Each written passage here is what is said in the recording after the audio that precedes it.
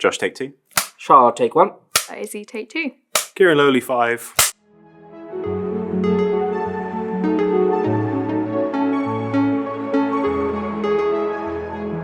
My name's Kieran Lowley. My name's Isabel Drain. I'm Josh Iguodara. I'm Shahidul Khan. And I am the co-writer, co-director, and co-producer of Hestia. I was also the lead visual effects artist. And I was the co-writer, co-director, and co-producer on Hestia. And I was the cinematographer on Hestia. I'm one of the co-producers on Hestia. So myself and Kieran started off in virtual production relatively early. Since 2020, we've worked extensively on a number of short films and commercial pieces that use different combinations of virtual production. Hestia was the first film that we made against a LED volume, so that was very exciting. So I'm a big fan of virtual production. I feel like it really expands on the creative possibilities. So with Hestia, one of our goals was to capture most of our shots in camera, and so virtual production was the only way we could really achieve this. It helps the actors, it helps everyone on set visualize where they are, rather than looking at blue, grey and green screens. So we set the whole short film in one location with a practical set build and then a virtual set extension behind. And when you're trying to create these amazing worlds so far from where we are in our current life, virtual production has really opened the toolbox for young creators to get out there and try and make something happen. We had a very concise, tight space that we could shoot in, which meant we couldn't do any complex set work.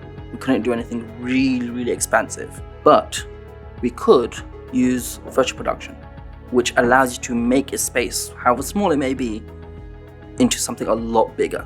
Our main character is hit by an asteroid and she's knocked off course, so we actually have Mars getting smaller in the background of every shot, which would have been just a little bit harder to do in any other form of filmmaking. Diving straight into a sci-fi space film with everything going wrong, without virtual production, it would have been really quite impossible to do. We were able to change very quickly from the spaceship scenes to the Earth scenes, literally by just changing the background of the wall and taking away the physical set.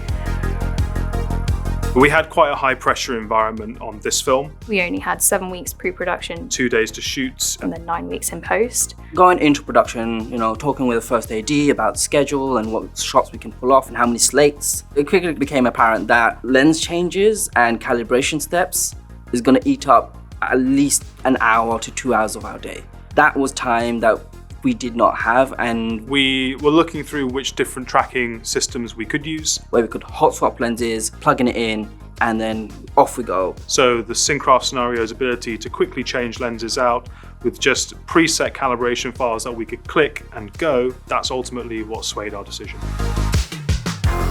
Early on in pre-production, I was asked what glass I'd like to use for Hestia, and my immediate answer was Supreme Primes. I love using them for narrative just because of their sharpness, but also the subtle, soft roll-off you get in the focus and in the highlights, halation. They're just beautiful set of lenses. That was great because that was the image that we wanted to go for. And one of the major advantages of this was that all of the Supreme Prime lens calibration files were pre-calibrated and loaded into the ZEISS Scenario software. We didn't have to do really lengthy lens calibrations. We could hot swap lenses, we didn't need to do any grids. We could just select the calibration file in the software, load it in, and continue with our shoot. In the compressed shooting time that we had and working time that we had, it was what we needed. It meant that as a director working with the talent, we could stay focused on our blocking without having to stop, kind of get out of the headspace, which was so important because we only had 2 days, which was very intense. Using ZEISS CinCraft Scenario tracking system was fantastic as a director. I actually interacted with it very little, which is exactly what you want on a busy shooting schedule. And the fact that I was able to just focus on lighting, camera, and then not really have to think about the tracking system, that it was just there and it would work, I think was the main benefit for me.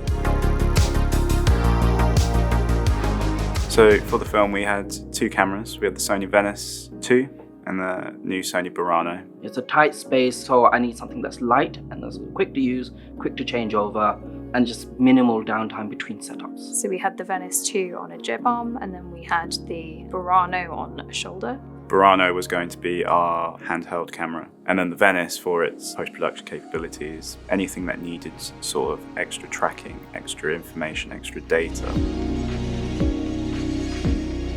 Because the ZEISS Scenario is so lightweight and it was very small on top of the camera, it meant that we didn't have to consider it as part of our camera moves. You don't have to deal with a heavy loom, you don't have to deal with anything bulky on your camera. My operator was able to get into tight places as if it wasn't there, like it was just another accessory on the camera. Only by doing that will you be able to feel the emotion in your cinematography. There was a particular shot through a console that we wanted to do where Amber is underneath the console repairing wires, and we had to get the camera in real close, real tight. So it was quite an intense kind of contortionist movement, which we were able to do seamlessly.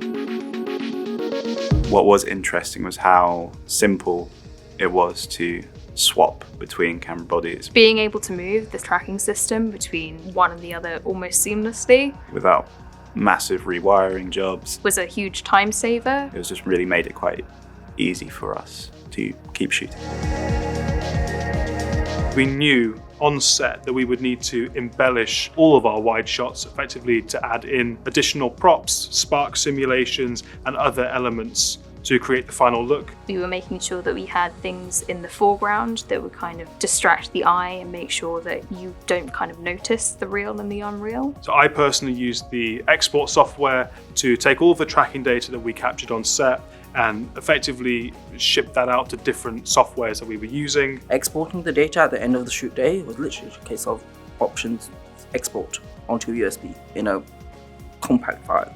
Another thing that we decided very early on was to have consistent and constant camera movement, which does lend itself to a sci-fi anyway, because you're sort of floating in space, but it just meant that you don't have time for your eye to wander because you're constantly moving. Our entire process in pre-production lasted for 7 weeks, which isn't a huge amount of time to do an elaborate sci-fi aboard a spaceship, which involves practical and virtual builds. And with virtual production, I feel like pre-production is the most important part of the production process, because on the day, there's not a huge amount you can kind of do if things go wrong. Every step of the way was covered. Using my knowledge as working as a DIT, as an assistant editor, every single shot we had before going into shoot day, we had at least 3 variations of. One which was the most technically rich, and then if we ran out of time, we had a backup. And if that didn't work, we had the easiest way possible. I would work with the ZEISS system again, definitely. It was almost seamless on our shoot. The setup was super easy. We had really great support as well from ZEISS. It's thought about post and post needs. So there's no reason why we wouldn't take it forward onto future productions.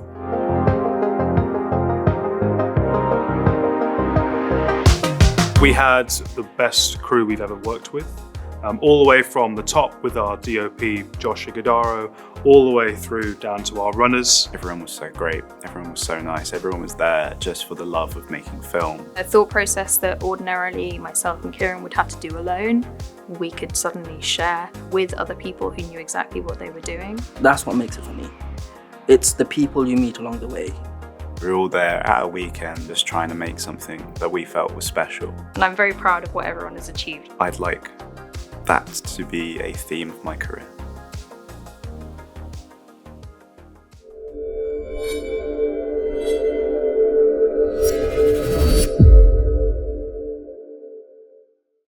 I didn't like working with Kieran at all. He's Hello. No, not hello. Hello. I can feel.